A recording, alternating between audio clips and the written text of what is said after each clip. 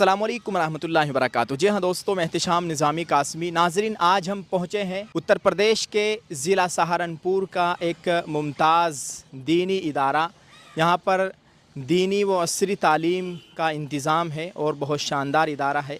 ये ज़िला सहारनपुर के मुज़फ़्फ़राबाद में वाक़ है और यहाँ पर जानने की कोशिश करेंगे कि यहाँ पर क्या तालीम दी जा रही है।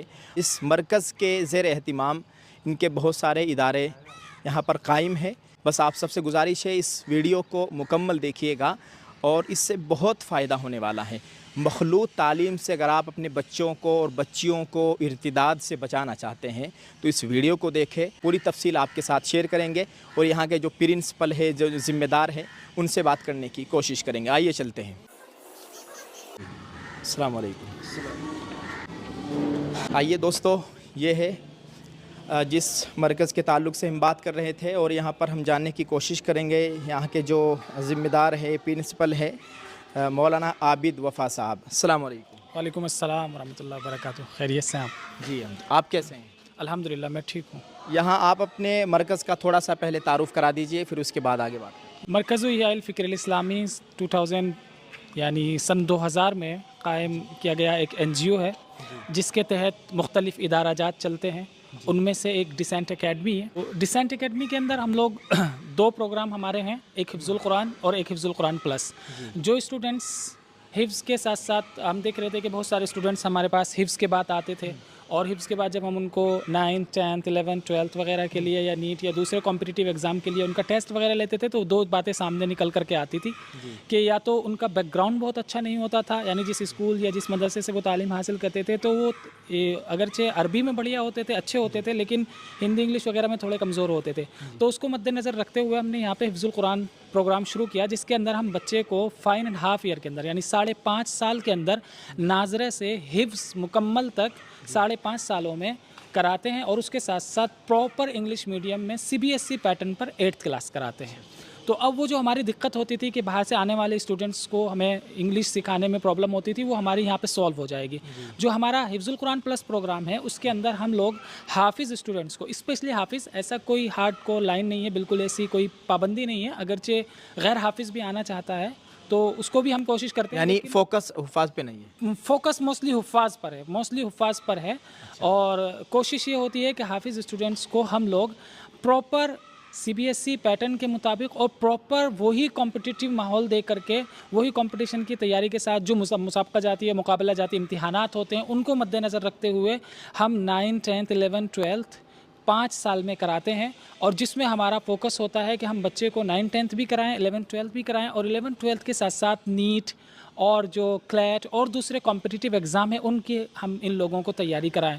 और एक चीज़ हमारे यहाँ पे ये है कि जो 9th और 10th है, इसके अंदर भी हम बच्चों को, जो हमारे कंपटीशन है जिसमें मोस्टली ICSE बोर्ड या जो CBSE बोर्ड के स्टूडेंट्स होते हैं या जो अच्छे प्राइवेट कॉलेजेस के, प्राइवेट स्कूल्स के बच्चे जिन कंपटीशन के अंदर बैठते हैं, जैसे NTSC हो गया, ओलंपियाड हो गया या सैनिक स्कूल्स का कंपटीशन हो गया या नवोदय विद्यालय का कंपटीशन हो गया, तो हम क्यों ना इन बच्चों को भी उन कंपटीशन की तैयारी अभी से लेकर के चले, उसके साथ हम इनको लेकर के चल रहे हैं। अच्छा आबिद भाई, आप यहाँ हिफ्ज़ कुरान प्लस की बात करें तो इसी बिल्डिंग में तलबा रहते हैं, यहाँ पर क्या हिसाब है, कैसे रहना कैसे है, क्लासें कैसे लगती हैं और क्या उनकी फ़ीस वगैरह है, कुछ इस ताल्लुक़ से बताएंगे आप? जी, ये एक रेजिडेंशियल एकेडमी है, रेजिडेंशियल पार्ट है ये हमारा। जो दूसरे इदारा जाते हैं उसमें ये रेजिडेंशियल है। यहाँ पर यानी यहीं पर रहने वाली एकेडमी है, इसी के अंदर 24 घंटे बच्चे रहते हैं।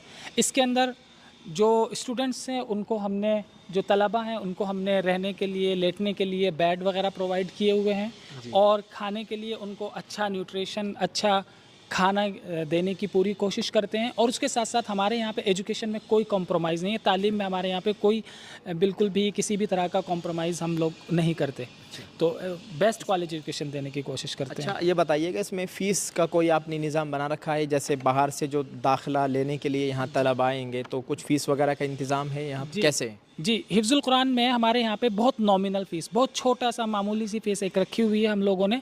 उस मामूली सी फ़ीस के अंदर भी अगर पेरेंट्स की या वालिदैन की माशी हालत बहुत ज़्यादा अच्छी नहीं है तो उसके अंदर भी हम पूरा रिलैक्सेशन, पूरी छूट देने की कोशिश करते हैं। बट बच्चा पढ़ने वाला हो, उसके अंदर पोटेंशियल हो, उसके अंदर सलाहियत हो, तो हम कोशिश करते हैं कि वो यानी फाइनेंस जो है, फाइनेंशियल इश्यूज़ जो है या माशी जो कंडीशन है, माशी जो हालत है, वो उसकी तालीम में रुकावट का ज़रिया ना बने और वो आगे बढ़े। अच्छा, यहाँ पे माशाल्लाह ये मस्जिद का इंतज़ाम है नमाज़ पढ़ने के लिए। जी हाँ, जी, यहाँ पर जो 25/7 स्टूडेंट्स यहाँ पे रहते हैं, 24/7 जो स्टूडेंट्स यहाँ पे रहते हैं हॉस्टल के अंदर, यहाँ पे ये दारुल इक़ामा के अंदर, उन बच्चों के लिए टाइम से पाबंदी से नमाज और कुरान और ज़िक्र अज़कार वगैरह का इंतज़ाम होता है।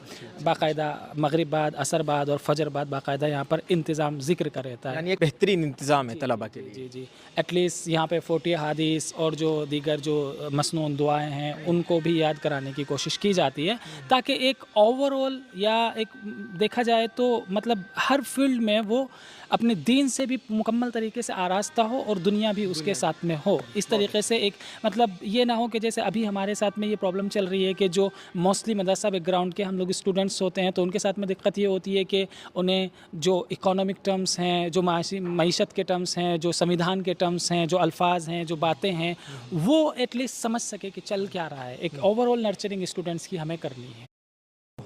पूरा निज़ाम चल रहा है, तालीम का निज़ाम, ये किस निसाब के ताल्लुक से, किस बड़े इदारे की सरपरस्ती में चल रहा है? कुछ इस ताल्लुक से बताएंगे, क्या निसाब है यहाँ पे? देखिए, जो हमारा हिफ्ज़ुल कुरान और हिफ्ज़ुल कुरान प्लस है, तो वो तो अक्सर मदारिस के अंदर उसका तो वो एक ही निसाब है, उसी के मुताबिक चलती हैं चीज़ें।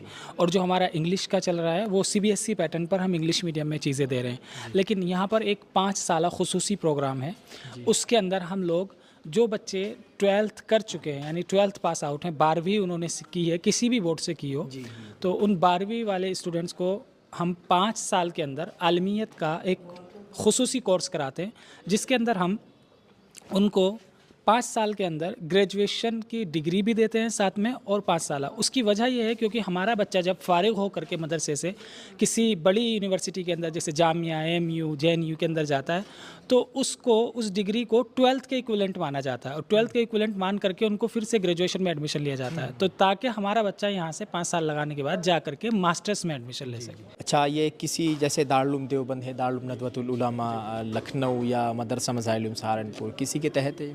जी, वैसे तो जो निसाब है यहाँ पर वो फोकस इस चीज़ पर है कि उनका मतलब अरबी अच्छी हो, अरबी में महारत हो, और उसके इंग्लिश में अच्छी महारत हो, और उसके साथ साथ वो दीगर मज़ामीन की जैसे हिस्ट्री, जोग्राफ़ी, पॉलिटी, इकोनॉमी, इनकी भी वो अच्छी समझ पैदा कर सके दीन को सीखने के साथ साथ।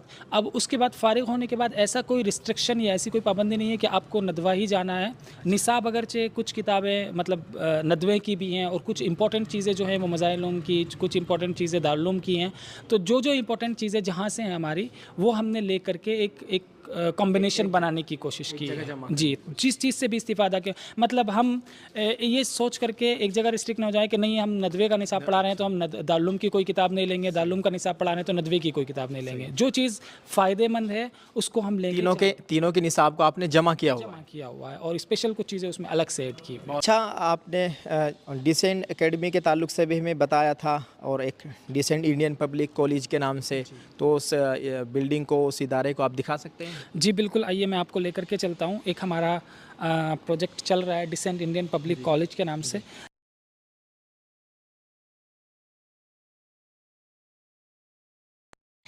ये आपका यहाँ पर हिफ्ज़ कुरान प्लस का ये पूरा इदारा है जी, और ये सामने आप देख सकते हैं, ये सामने डिसेंट इंडियन पब्लिक कॉलेज है ना? ये हमारा डिसेंट इंडियन पब्लिक कॉलेज है। ये नेक्स्ट 2 मंथ के अंदर यानी अगले 2 महीनों के अंदर इसका इफ्तिताह होने वाला है। अभी जो हमारा ये डिसेंट इंडियन पब्लिक कॉलेज जो है, ये अभी दूसरी बिल्डिंग के अंदर चल रहा है ड्यू टू कंस्ट्रक्शन। यहाँ पर काम चल रहा है, इस वजह से ये डिसेंट इंडियन पब्लिक कॉलेज है हमारा, जो 12th क्लास तक इंग्लिश मीडियम में है। तो अब जल्दी हम उसको इधर शिफ्ट करने वाले हैं। ये जो बिल्डिंग सामने दिखाई दे रही है, ये डिसेंट इंडियन पब्लिक कॉलेज के नाम से। तो यहाँ पर क्या क्या तालीम दी जाएगी? यहाँ पर अप टू 12th सभी स्ट्रीम यानी 12th क्लास तक, फर्स्ट क्लास से 12th क्लास तक CBSE पैटर्न पर इंग्लिश मीडियम में ऐसे स्टूडेंट्स, ऐसे तलबा जो आना जाना चाहते हैं, आसपास के हैं, गांव के हैं, 24/7, या वो कुर्ते पजामे वाले माहौल में नहीं रहना चाहते हैं, तो उनके लिए, या नॉन मुस्लिम जो स्टूडेंट्स हैं वो आकर के यहाँ पर तालीम हासिल करना चाहते हैं, तो वो भी बिल्कुल उनके लिए भी, गैर मुस्लिम भी आ सकते हैं, सब बिल्कुल यहाँ पर मुस्लिम, नॉन मुस्लिम सब आकर के यहाँ पे तालीम हासिल करते हैं। अच्छा, एक बात बताइएगा, यहाँ पे तलबा और तालिबात एक साथ है, कैसे मखलूत तालीम से बचा रखा है आपने?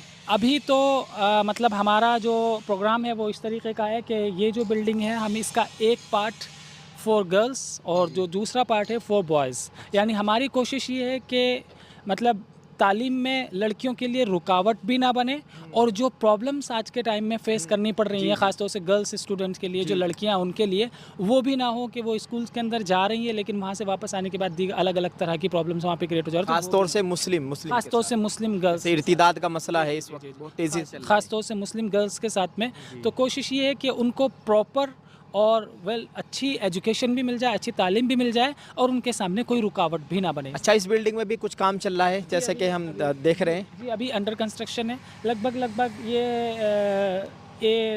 1 महीने के अंदर कंप्लीट होने वाली है और 1 महीना बाद 1 डेढ़ महीना बाद इंशाल्लाह इसका इफ्तिताह होगा। बहुत अच्छा, माशाल्लाह। ये देखिए दोस्तों, कितनी शानदार एक बिल्डिंग तामीर हो रही है और बहुत जल्द इसका इफ्तिताह होने वाला है।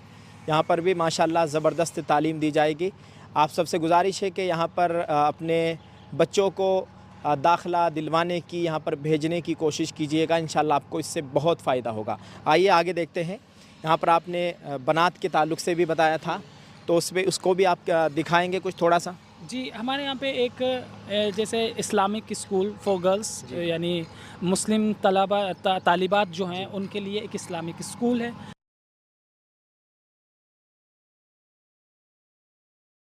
मौलाना आबिद, जो आपने बनात के बारे में बताया है, जामिया फ़ातिमतुज़ ज़हरा लिल बनात के नाम से जो आपने तालिबात का इंतज़ाम कर रखा है, ये सामने जो आप दिखा रहे हैं दोस्तों, ये देखिए, ये लिल बनात है, जामिया फ़ातिमतुज़ ज़हरा लिल बनात, और इसमें यहाँ तालिबात को आला तालीम दी जा रही है। तो हम इनसे जानने की कोशिश करेंगे यहाँ पर किस तरह की तालीम दी जा रही है, कहाँ तक की तालीम है, पूरी तफसील आप बताइएगा थोड़ा इस ताल्लुक़ से।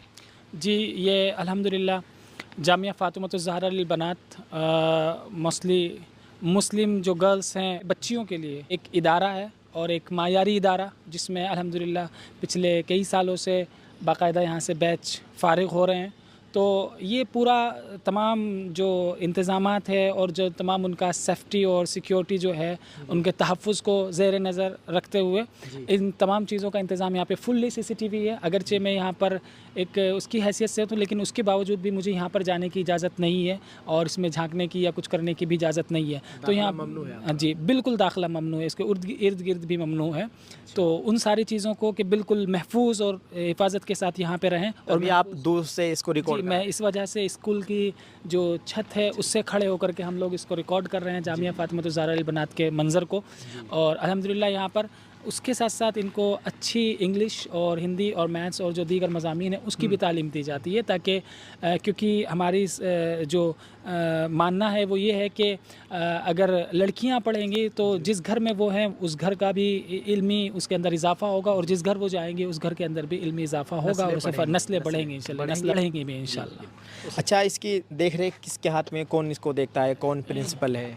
इनकी देख रेख जो हमारे हज़रत मौलाना मुफ्ती मसूद अज़ीज़ी साहब हैं, अज़ीज़ी नदवी साहब, उनकी अहलिया इनकी प्रिंसिपल हैं, इसको देखती हैं और उन्हीं की निगरानी में ये चलता है। सब पढ़ाने वाली सब ख़वातीन, जब सब ख़वातीन हैं और कोशिश इदारे की ये है कि जितनी भी ख़वातीन हैं वो उनका बाहर का असर उनके अंदर ना रहे, तो वो यहीं पर रहने वाली ख़वातीन हैं कि वो यहीं पर रहें, बाहर से आने जाने वाले ख़वातीन, क़याम सारी चीज़ें इसी के अंदर मौजूद है। इसकी कुछ फ़ीस नहीं, इसकी भी बहुत नॉमिनल फ़ीस है, बहुत हल्की सी, बहुत मामूली चार्ज है। और उसके अंदर भी जो मैंने बताया कि अगर माशी हालात देखते हैं, अगर उसके अंदर कोई लगता है कि हाँ ये चीज़ें हैं, तो उसको भी रिलैक्सेशन उसके अंदर भी मिल जाता है, उसके अंदर भी छूट पूरी देने की कोशिश। दोनों तालीम दी जा रही है? बिल्कुल, दोनों तालीम, मखलूत तालीम से बच के। जी बिल्कुल, मखलूत तालीम से बच करके और जो आज का माहौल है उससे भी हिफाजत के साथ यहाँ पर दोनों तालीम का बेहतरीन इंतज़ाम है। तो दोस्तों, ये एक बेहतरीन मौका है आपके लिए, अगर आप अपनी बच्चियों को तालीम हासिल कराना चाहते हैं दीनी व दुनियावी, तो आप यहाँ पर उत्तर प्रदेश ज़िला सहारनपुर मुज़फ़्फ़राबाद में ये जामिया फ़ातिमतुज़ ज़हरा लिल बनात वाक़ है। आप यहाँ आइएगा और इनसे रब्ता करने की कोशिश कीजिएगा। इंशाल्लाह आपको बेहतरीन जानकारी मिलेगी और आप एक अच्छे माहौल में अपनी बच्चियों को इर्तिदाद से बचा के यहाँ पर एक वो अच्छी तालीम हासिल कर सकती है। दीनी तालीम के साथ साथ दुनियावी तालीम भी उनको दी जाएगी। बहुत बहुत शुक्रिया। तो मौलाना आबिद साहब, आप जो दूसरे एक इदारे की बात कर रहे थे, जो आपने बताया है डिसेंट इंडियन पैरामेडिकल कॉलेज के ताल्लुक से, उसको भी आप दिखाएंगे? जी बिल्कुल, इंशाल्लाह मैं आपको लेकर के चलता हूँ। उधर हमारा एक डिसेंट इंडियन पैरामेडिकल कॉलेज चलता है। दोस्तों, इसी मरकज़ के तहत यहाँ पर 2 इदारे चल रहे हैं। ताल्लुक से बताइएगा यहाँ पर क्या क्या तालीम दी जा रही है, क्या कितने इदारे इस के अंदर काम कर रहे हैं, थोड़ा सा इसको दिखा दीजिएगा खोल के। अभी ये जो मरकज़ का ये सेक्शन है, इसके अंदर हमारे 2 इदारे चलते हैं। इसमें एक पैरामेडिकल कॉलेज है, डिसेंट इंडियन पैरामेडिकल कॉलेज, और एक फार्मेसी कॉलेज है, Decent Indian College of Pharmacy के नाम से। यहाँ पर हम डी फार्मा अभी करा रहे हैं। और पैरामेडिकल कॉलेज के अंदर हमारे डिफरेंट कोर्सेज़ हैं, जैसे BSc OTT है, BMLT है, CMSCD है, डिप्लोमा इन कपिंग थेरेपी है, और इसके साथ साथ BPT है, बैचलर इन फिजियोथेरेपी, और BSc इन OTT है, ऑपरेशन थिएटर का डिप्लोमा है, RIT जो रेडियोथेरेपी का जो डिप्लोमा है। ये डिफरेंट डिप्लोमा कोर्सेज़ और डिग्री कोर्सेज़ हम लोग इस टाइम प्रोवाइड करवा रहे हैं, जो शॉर्ट टर्म कोर्स हैं। बहुत कम मुद्दत में कोर्स करने के बाद बच्चा एक अच्छा रोज़गार हासिल कर लेता है।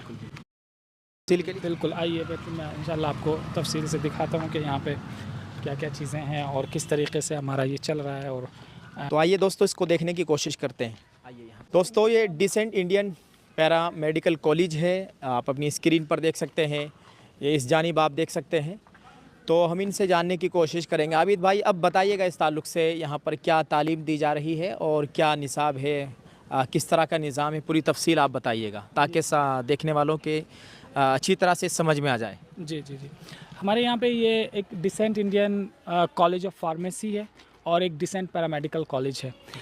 कुछ बच्चों के साथ में ऐसा होता है कि वो 12th करते हैं, 12वीं करते हैं, 12वीं करने के बाद नीट जैसे कॉम्पिटिटिव एग्ज़ाम में बैठते हैं, बट बहुत ज़्यादा कंपटीशन होने की वजह से, बहुत ज़्यादा वहाँ पर भीड़ होने की वजह से, और सीटें महदूद हैं, तो सब बच्चों का MBBS में, BDS में और BMS वगैरह में एडमिशन नहीं हो पाता।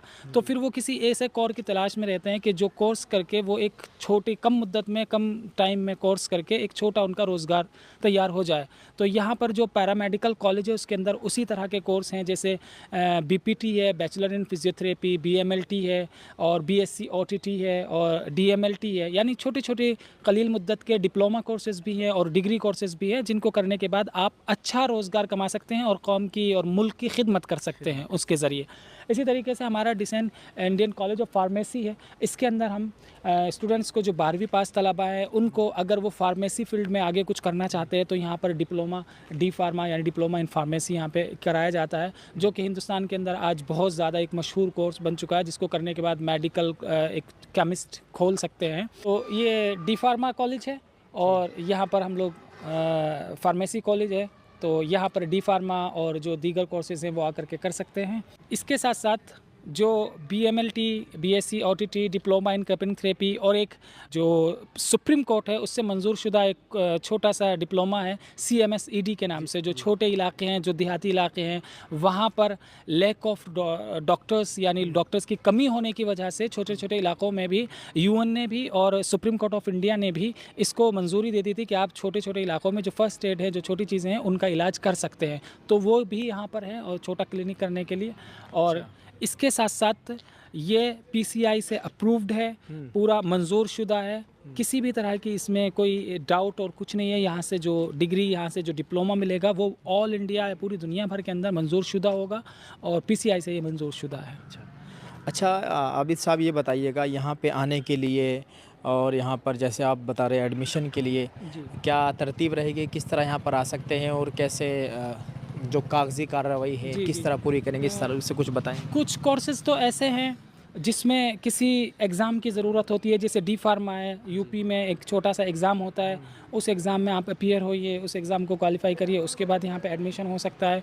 उसके बाद कुछ कोर्सेज़ ऐसे हैं जैसे BPT है और BMLT है, BSc OTT है, तो कुछ कोर्सेज़ ऐसे हैं जिसमें डायरेक्ट एडमिशन हो जाता है। वो एक परसेंटेज क्राइटेरिया होता है कि आपकी 12th में इतनी % होनी चाहिए। कुछ कोर्सेज़ में 45, कुछ 50%, कुछ में 55% का होता है, तो यहाँ पर आकर के डायरेक्ट एडमिशन ले सकते हैं। अच्छा, ये सामने Decent Indian College of Pharmacy, Decent Indian College of Pharmacy. इधर पैरामेडिकल है। ये इधर पैरामेडिकल वाला ये आबिद भाई, ये जो आपने सलमान सर को बुलाया है, ये फार्मेसी वगैरह देखते हैं? फार्मेसी को सलमान सर देखते हैं और फार्मेसी से मुतालिक यहाँ के एडमिशन्स, यहाँ के क्या रूल्स एंड रेगुलेशन हैं, उससे मुतालिक सलमान सर आपको थोड़ा जी सलमान सर, आप कुछ बताएंगे फार्मेसी के ताल्लुक से? जी, हमारा जो कॉलेज कोड है वो 1473 है, बोर्ड ऑफ टेक्निकल एजुकेशन से ही एफिलेटेड है। और वही हमारी एग्जामिनेशन अथॉरिटी है। और pharmacy council of India college code 5958, वहाँ से ये अप्रूवल है। डी फार्मेसी हम यहाँ पे करा रहे हैं सिंस 2023 से। अभी हमारा एक बैच सेकेंड ईयर में चल रहा है और यहाँ पर हम काफ़ी लो फीस में भी एडमिशन ले रहे हैं। कंसेशन भी फीस में मिलता है, 50% ऑफ भी मिलता है गर्ल्स के केसेस में। तो और अदर इंस्टीट्यूट के कंपैरिजन में हमने फ़ीस अपनी काफ़ी लो रखी हुई है, सिर्फ इसी पर्पज़ से रखी हुई है ताकि जो तालीम है वो अच्छे से प्रोवाइड की जा सके, सभी को तालीम मिल सके। क्योंकि कुछ स्टूडेंट्स ऐसे होते हैं जो इकोनॉमिकली काफ़ी वीक होते हैं और वो अच्छी इंस्टीट्यूट की जो फ़ीस है वो अफोर्ड नहीं कर पाते यूनिवर्सिटीज़ की। तो हमने उसी पर्पज़ को ध्यान में रखते हुए हमने अपनी फ़ीस का जो वो है प्रोसेस वो काफ़ी कम रखा हुआ है। और जो अदर चार्जेस हम होते हैं ट्यूशन फ़ीस से रिगार्डिंग, वो भी हम सभी एक ही ट्यूशन फ़ीस में इंक्लूड करके उसको एडमिशन को हम कराते हैं।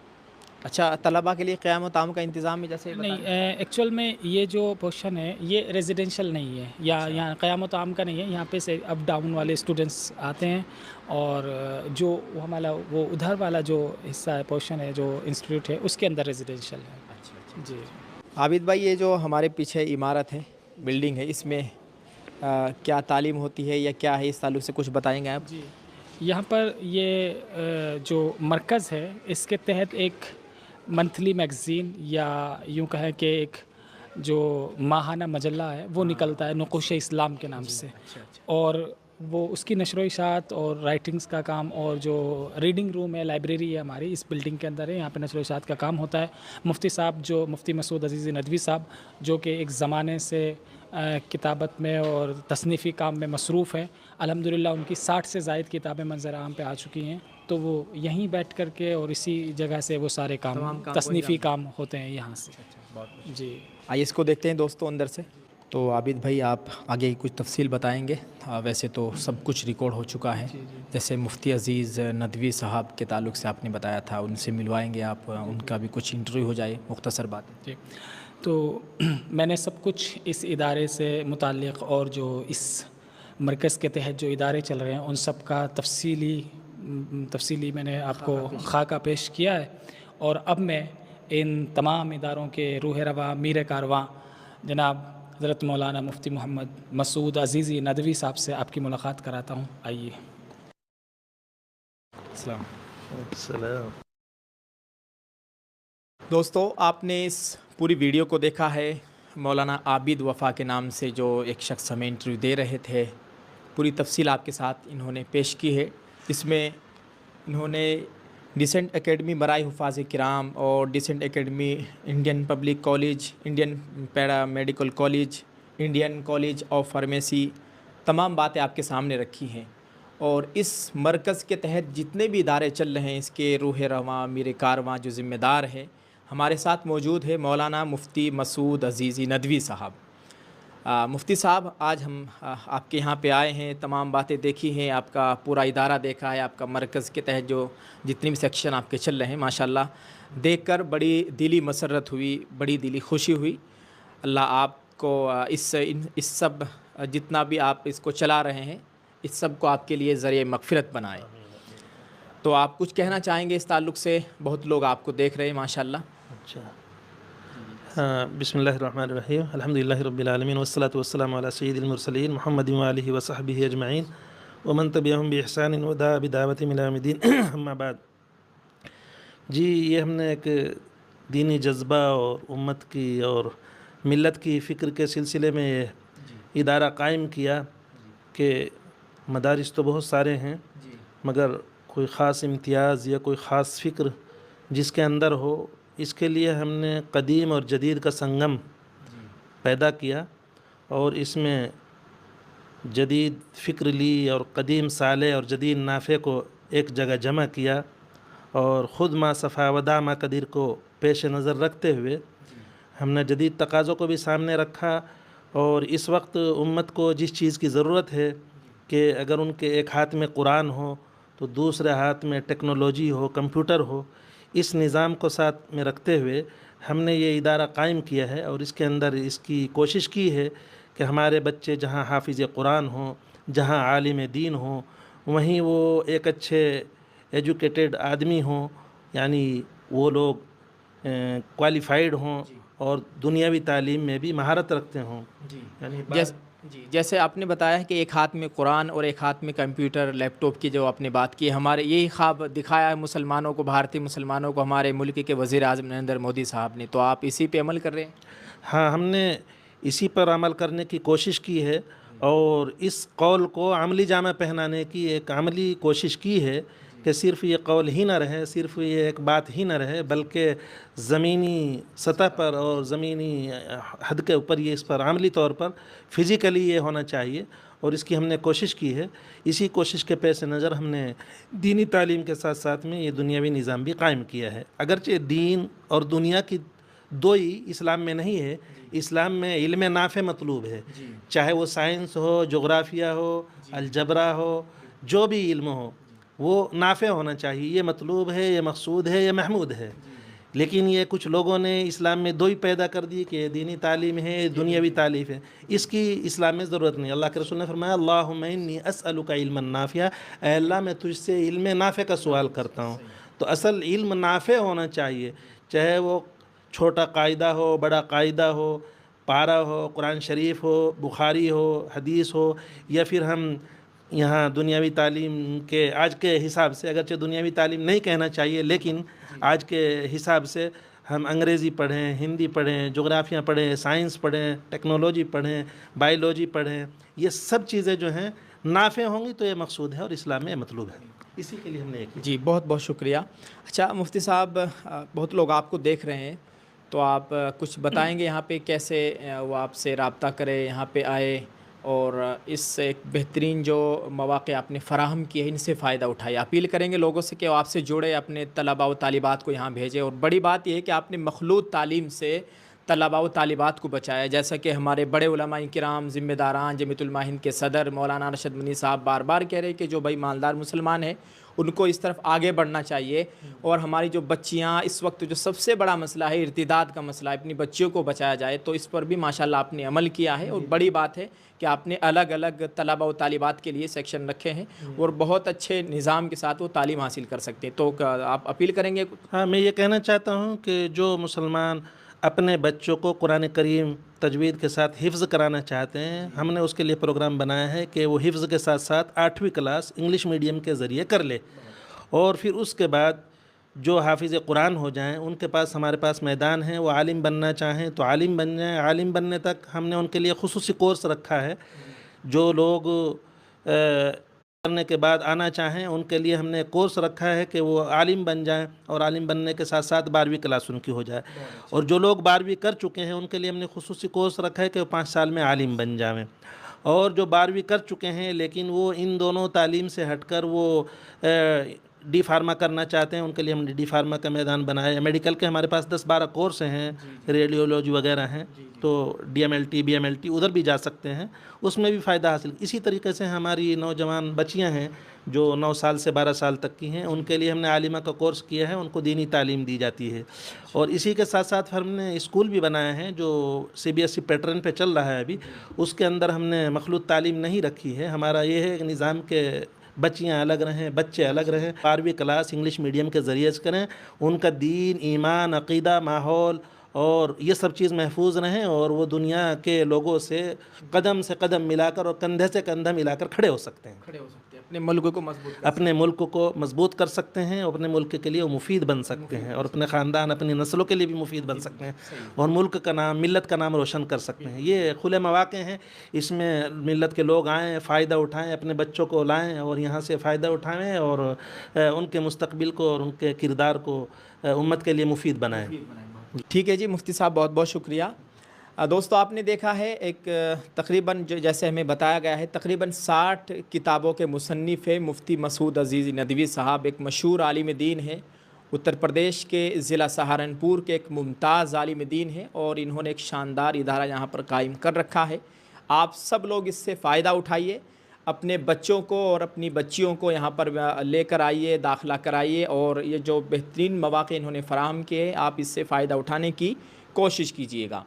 आप सब ने इस पूरे इंटरव्यू को देखा है, पूरी वीडियो को देखी है। आपसे गुजारिश है कि आप इस ताल्लुक़ से क्या कहना चाहेंगे दोस्तों, कमेंट में अपनी राय ज़रूर पेश कीजिएगा और इस वीडियो को दूसरे अपने मुसलमान भाइयों तक पहुंचाने की कोशिश करें ताकि ये बात भारत के हर एक मुसलमान तक पहुंचे, ज़्यादा से ज़्यादा लोगों तक पहुंचे और लोगों में जज्बा पैदा हो दीनी तालीम दिलवाने का और दीनी तालीम हासिल करने का भी एक जज्बा पैदा हो। अल्लाह ताला मुफ्ती साहब को और उनके तमाम मुआविनीन को जज़ाए खैर अता फ़रमाए। इन्होंने बहुत बड़ा काम किया है।